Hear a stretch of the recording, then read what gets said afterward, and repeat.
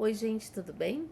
Hoje vim aqui dar um oizinho, conversar um pouquinho com vocês. Faz um tempo que eu não gravo nenhum vídeo, não trago nenhuma reflexão, né? E eu tava fazendo isso, agora eu resolvi então me pronunciar. É que as coisas estão mudando, o tempo tá passando, a gente continua nessa quarentena, a gente continua com as escolas fechadas, continua longe das crianças.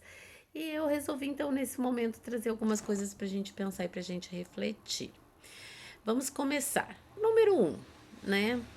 Quem está cuidando das crianças? Onde as crianças estão? Com quem elas estão ficando? Eu gravei um vídeo no início da pandemia para falar da minha preocupação da morte da educação infantil. Já lá naquele momento me parecia bem difícil a situação das famílias sozinhas com as crianças em casa. Hoje, então, passaram-se já mais de 200 dias, né? As escolas continuam fechadas, as crianças continuam com suas famílias, e o que a gente está assistindo, na verdade, é uma negação de que as crianças precisem de um apoio e de um cuidado para além desse núcleo familiar.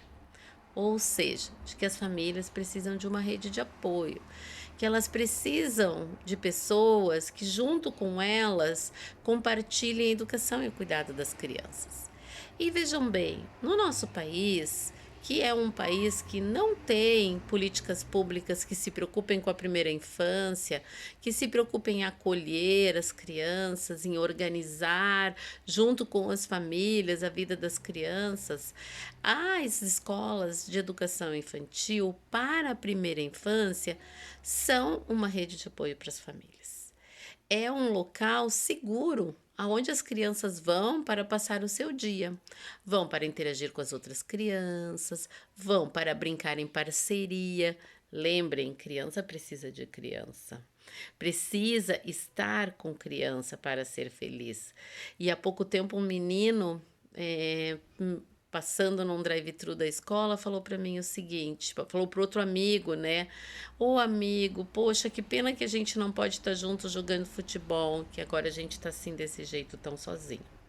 Ou seja, as crianças estão se sentindo solitárias. Não vou vir eu aqui com um apelo de doença mental das crianças, problemas mentais das crianças, problema de desenvolvimento das crianças. É óbvio que isso tudo está acontecendo, isso tudo vai acontecer. Vai existir um adoecimento para além do coronavírus, que é uma outra forma de adoecimento, que é o adoecimento que vai vir dessa privação que as crianças estão passando. Mas o que me chama atenção aqui, agora, é que se criou uma situação, principalmente no nosso país, em torno das escolas. Existe uma certeza de que se a escola abrir, vai haver uma grande contaminação, vai haver muitas crianças doentes, o que não se confirma em outros lugares do mundo, não se confirma, gente. Qualquer dado que venha dizer que houve morte de crianças, é preciso checar com garantias, porque a gente não vê isso. O único país do mundo que está há mais de 200 dias com as escolas fechadas é o Brasil. Por que será, gente? Porque no Brasil a gente não acredita na educação. Porque no Brasil a gente não valoriza a educação. Porque a gente vê um grupo inteiro de pessoas, escolas fechadas, vidas preservadas, sem dados seguros, sem saber que a gente preserva a vida pelo coronavírus, mas e as crianças que estão sendo violentadas em casa? E as crianças que estão deprimidas e que poderão ficar para sempre deprimidas. E os jovens, sim, porque se as crianças não têm rede de apoio para cuidar delas agora, não terão depois. E pasme, elas nunca tiveram antes. Só que antes, com as escolas abertas, se amenizava essa situação. E agora está ficando cada vez mais claro que as crianças são um problema apenas de quem as teve, ou seja, da família que tem dificuldades e que também não tem apoio para suas necessidades. Os adultos também não estão bem. Os adultos também precisam de ajuda. Uma das ajudas para os pais que trabalham fora são as escolas. A escola, ela é um lugar seguro para a criança estar. A gente está sabendo de criança que está ficando com a vizinha, de criança que já está indo brincar em praça, em condomínio. A gente vê as crianças andando no shopping que está aberto. A gente vê as crianças andando no centro da cidade, da onde eu moro, de Porto Alegre, sem máscara, passando a mão em tudo, sendo puxada pela mãe. E se a gente pergunta, como eu perguntei, a mãe diz: eu não tenho onde deixar. As crianças estão indo para o trabalho das mães, a gente recebe fotos das crianças no trabalho dos pais, porque elas não têm com quem ficar em casa e os pais voltaram a trabalhar. Ou seja, é um abandono das crianças. As crianças sem as suas necessidades básicas. A escola é um lugar seguro para as crianças, a escola é um lugar que acolhe a infância. E, pasme, a escola fechada traz uma enorme consequência que vai se sentir a longo prazo para a vida das crianças. É preciso que a gente pare e pense um pouco em como a gente vai acolher a infância e também a juventude que está trancada em casa também sem a escola, também sem se relacionar, também sem conversar com os amigos ou só conversando via computador. O que vai a gente fazer? E aí tem toda uma questão que vem em torno das escolas públicas brasileiras e é a maior dor que a gente sente ao perceber isso. As escolas públicas não têm condições de reabrir. Não tem. Como eu ouvi dizer, como que vai reabrir uma escola que o teto está caindo? Como que vai reabrir uma escola que o banheiro está sempre entupido? Como que vai reabrir uma escola em que os vidros estão quebrados e nunca são consertados? Como que vai reabrir uma escola em que da pia não sai água? Como que vai ter segurança para as crianças lavarem as mãos quando uma sala de aula, 10 salas de aulas tem que usar a mesma pia ao mesmo tempo, porque não tem outra pia na escola? O banheiro está entupido, como eu já falei. Gente, isso já acontecia. Isso não pode acontecer, não é possível no nosso país ainda termos uma educação básica dessa qualidade e vermos direitos das crianças serem cortados e vermos verbas e recursos serem negados para a educação dos jovens. Quem cuida dos jovens? Quem cuida das crianças? Quem cuida dos recém-chegados? Um país que vira as costas para os recém-chegados, o que vai ter no seu futuro pela frente? E toda essa disparidade, toda essa diferença que existe entre o público e o privado, até quando a gente vai tolerar e aceitar isso?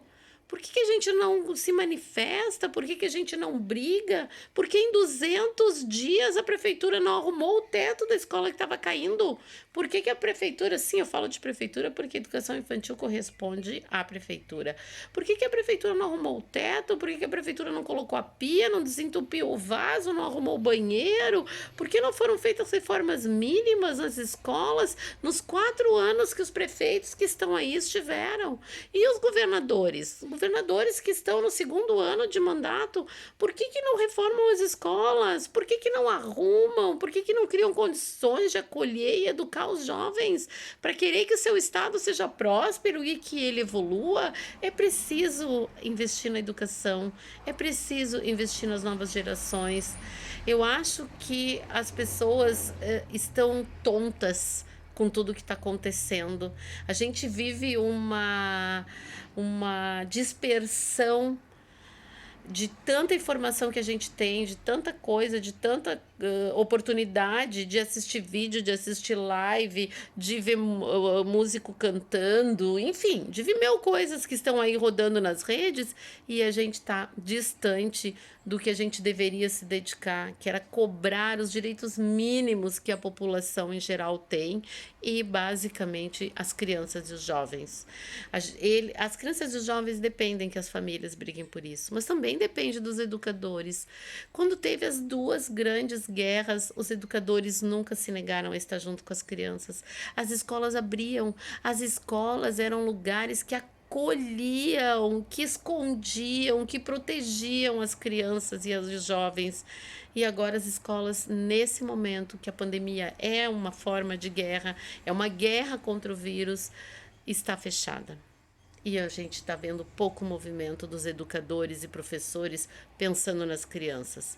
Existe todo um discurso de a vida dos professores, a vida dos professores, ok, a vida dos professores, mas, por favor, será que é isso realmente que vai acontecer se a gente tiver as escolas abertas com segurança?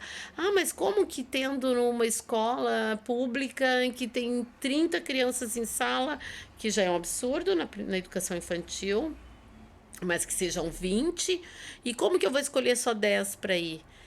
Não sei, gente, mas estratégias terão que ser observadas e terão que ser criadas para acolher as crianças. Porque vejam bem, talvez se perguntar para as famílias e dizer, olha, será que dá para a criança ir 3 vezes por semana, 2 vezes por semana, meio período? O que será que as famílias diriam? Será que isso já não ajudaria tanto as famílias como as crianças? Será que mas vou fazer um esquema de rodízio? Não sei. Estratégias têm que ser criadas. Outros países criaram estratégias. Ah, mas nos outros países a educação é melhor. Então na nossa tem que melhorar. E não simplesmente fica tudo fechado e as crianças abandonadas. E os jovens também. Eu faço um apelo para uma reflexão. Se só vai reabrir quando tiver vacina, como diz o grupo lá de vidas preservadas, escolas fechadas, vidas preservadas, só abre quando tiver vacina, talvez só vá abrir em 2022. O que será que vai acontecer com as crianças e os jovens até lá?